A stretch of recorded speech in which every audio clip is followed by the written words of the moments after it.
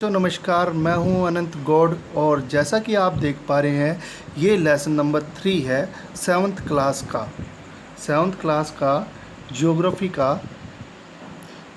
का third lesson है जिसका नाम है हमारी बदलती पृथ्वी। अब हम इस लेसन को रीड करेंगे। तो प्यारे बच्चों, पहले हम इस लेसन को ध्यान से पढ़ेंगे और इसके अंदर जो भी इम्पोर्टेंट बात लगेगी हम उसको देखेंगे। स्थल मंडल अनेक प्लेटों में विभाजित है जिन्हें स्थल मंडलीय प्लेट कहते हैं। तो ये हमारा पहला ही क्वेश्चन बन गया, स्थल मंडलीय प्लेट किसे कहते हैं। इसको हम अंडरलाइन कर लेते हैं। तो स्थल मंडलीय प्लेट किसे कहते हैं।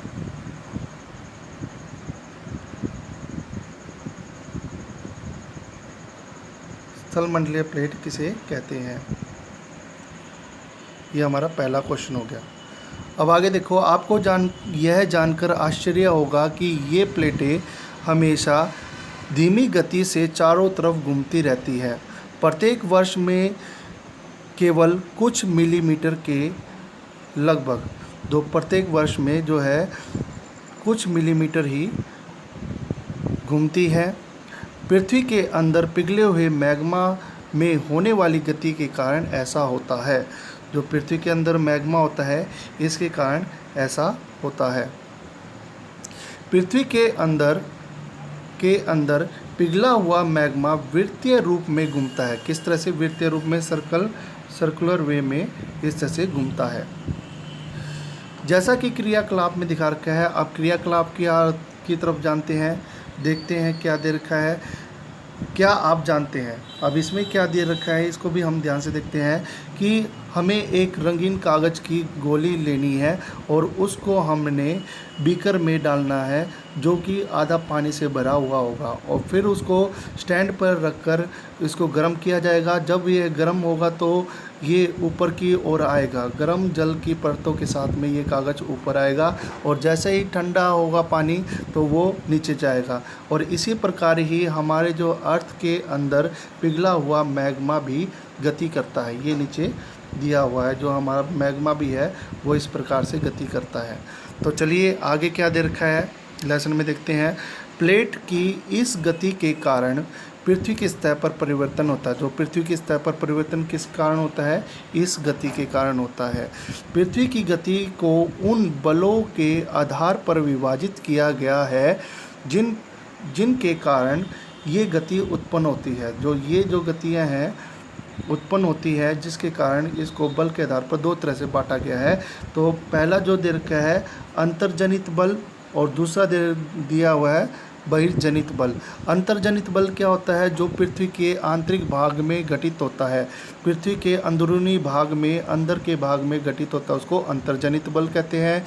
इंग्लिश में इसको एंडोजेनिक फोर्स कहते हैं। और बहिर्जनित बल जिसको एक्सोजेनिक फोर्स कहते हैं, जो पृथ्वी की सतह पर उत्पन्न होता है। तो हम इसको यहाँ पर डार्क भी कर लेते हैं। एक तो ये हमारा हो गया, ये एक फोर्स हो गया और दूसरा हमारा हो गया है बहिर्जनित बल। क्या सभी को समझ में आ रहा है भैया प्यारे बच्चों? अब आगे क्या देखा है? अंतर्जनित बल कभी आकस्मिक माने होता है अचानक उत्पन्न हो जाते हैं और कभी धीमी गति से होते हैं। भूकंप और ज्वालामुखी भी ये ऐसी क्रियाएं होती हैं जो कि अचानक होती है, जिससे हमारी सतह पर सबसे ज़्यादा नुकसान होता है। अब नीचे डायग्राम को देखते हैं प्यारे बच्चों। ये पृथ्वी की गतियाँ हैं। पृथ्वी की गतियों को दो तरह से बांटा गया है, अंतर्जनित प्लस में बहिर्जनित। अब अंतर्जनित बल की बात करें, नंबर 1 अंतर्जनित, नंबर 2 बहिर्जनित। अब अंतर्जनित और बहिर्जनित में अंतर मैंने बता दिया है। अंतर्जनित जो पृथ्वी के अंदर होता है और बहिर्जनित जो पृथ्वी की सतह पर होता है।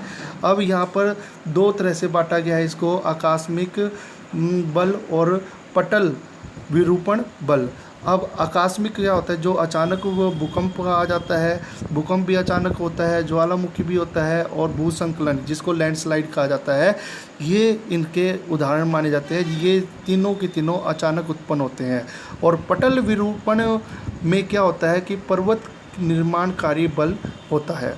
अब बहिर्जनित बल की बात करें जो पृथ्वी की सतह पर होता है, नंबर 2 मैंने जो बताया है, अपर्दन और निक्षेपण के कारण होता है। अपर्दन क्या होता है कि टूटने की या घिसने की प्रक्रिया को हम अपर्दन कहते हैं। निक्षेपण कहीं पर इकट्ठा होने की प्रक्रिया को कहते हैं। तो नदी का निर्माण भी इसी तरह से होता है। पवन जो हवा होती है उसका भी ऐसे कार्य होता है, और समुद्री तरंग का भी ऐसे कार्य होता है, और हिमनद का भी। जैसे नदी बहती है तो अपने साथ में किसी मटेरियल को तो साथ में लेके चलती है, साइड वाली जो मिट्टी को साथ में ले जाती है, पत्थरों को साथ में ले जाती है, तो वो वहाँ का अपर्दन कर देती है, और ये कहीं ना कहीं जाकर उनको स्टोर भी करती है या इकट्ठा भी कर देती है, जिससे मैदान का निर्माण होता है। तो वो क्या कहलाता है? निक्षेपण। इसी तरह पवन भी होती है। पवन अपने साथ में मिट्टी को उड़ा ले जाती है, तो उसके कारण भी होता है, और फिर वो कहीं ना कहीं जाके इकट्ठा हो जाते हैं। इसी तरह समुद्र में तरंगे उत्पन्न होती है, ज्वार भाटा होता है, तो उससे भी ऐसा भी होता है। अब इसके आगे अब हम देखते हैं एक दूसरी डेफिनेशन भी देखें, इसको भी हम ध्यान से पढ़ लेंगे। क्या दिया हुआ है इसको थोड़ा और बड़ा कर लेते हैं जिससे आप सभी को ध्यान से दिख जाए। स्थल मंडलीय प्लेटें भूपर्पटी में अनेक बड़ी एवं कुछ छोटी कठोर असमान आकार की प्लेटें होती हैं, जिन पर महाद्वीप एवं महासागर की सतह टिकी है। तो प्यारे बच्चों, ये भी डेफिनेशन है, और भूपर्पटी यहाँ पर दे रखा है, तो हम इसको अंडरलाइन कर सकते हैं। ये भी एक डेफिनेशन है। और देखो भाई, हमारी जो अर्थ है वो उस पर बड़ी छोटी कई तरह की चट्टानें होती हैं, शैल होती हैं, और प्लेटें होती हैं, छोटी छोटी प्लेटें होती हैं, ये और बड़ी भी होती है, अलग अलग आकार की होती है, और जिसके ऊपर हमारे महाद्वीप होते हैं और महासागर टिके होते हैं। अब आगे हम बात करें, टाइम को वेस्ट नहीं करेंगे, हमारा काफ़ी टाइम निकल चुका है। तो अब हम इसके अंदर देखते हैं, जैसा कि हमने पहले भी रीड किया था कि एंडोजेनिक और एक्सोजेनिक। एंडोजेनिक क्या होता है? जो पृथ्वी के ऊपर लगता है, पृथ्वी के अंदर लगता है। एंडोजेनिक और एक्सोजेनिक पृथ्वी की सतह के ऊपर लगता है। अब एंडोजेनिक और एक्सोजेनिक दो वर्ड उससे मिलकर बने हैं।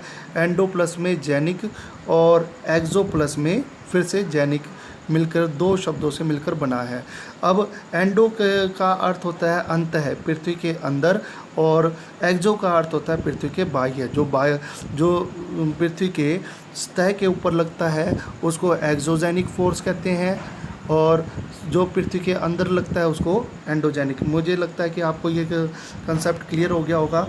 अब हम आगे देखते हैं, यहाँ पर ज्वालामुखी की डेफिनेशन दे रखी है। अब डेफिनेशन को हम इस तरह से बना लेते हैं क्वेश्चन, और अब हम इसको पढ़ते हैं। ज्वालामुखी भूपर्पटी पर खुला एक ऐसा छिद्र होता है जिससे पिघले हुए पदार्थ अचानक निकलते हैं। तो पिघले हुए पदार्थ कैसे निकलते हैं? अचानक निकल पाते हैं। अब नीचे देखते हैं, ये ज्वालामुखी की होगी। ये क्वेश्चन को जो है कई बार पूछा भी जाता है, ज्वालामुखी किसे कहते हैं। अब इस पिक्चर को अब हम ध्यान से देख लेते हैं। क्या दे रखा है? ये ज्वालामुखी की पिक्चर दे रखी है। अब हम इसको नीचे से देखते हैं। देखो भाई, नीचे मेंटल दे रखा है, और वो परपट्टी इसके ऊपर की परत होती है। अब इसमें देखते हैं रेड कलर का लावा दिखा रखा है, और फिर है निकास, जहाँ से निकलता है वेंट।